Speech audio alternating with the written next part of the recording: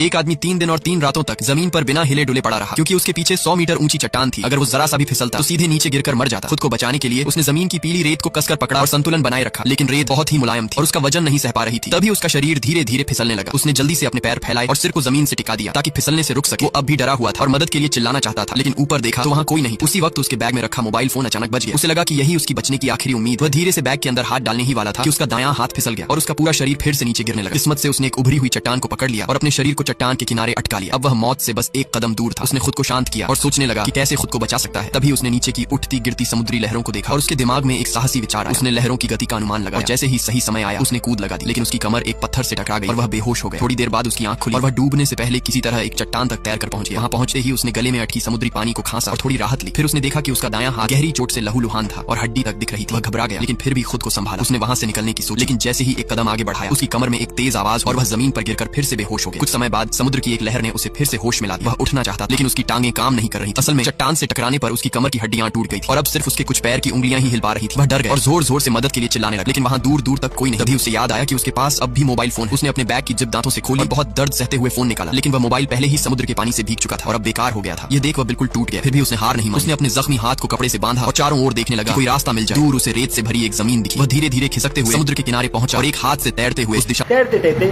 सीधा पहुंच गया वामन राइफल्स के टोमोली शॉप में। वहां उसे मिले बेस्ट क्वालिटी वेंगोला 7 के बिगेस्ट साइज वाले ओला काजू वो घर लेके गया। उसने उसकी भाजी बनाई। भाजी उसे इतनी पसंद आई कि उसने फिर से हम लोग के पास 2 किलो का ऑर्डर प्लेस किया। आपको भी अगर ओला काजू की भाजी खानी है इस सीजन की, तो आप भी अपने वामन राइफल्स के शॉप में आ सकते हैं, नहीं तो आप हमें डीएम कर सकते हैं, आपको मिल जाएगी। Thank you.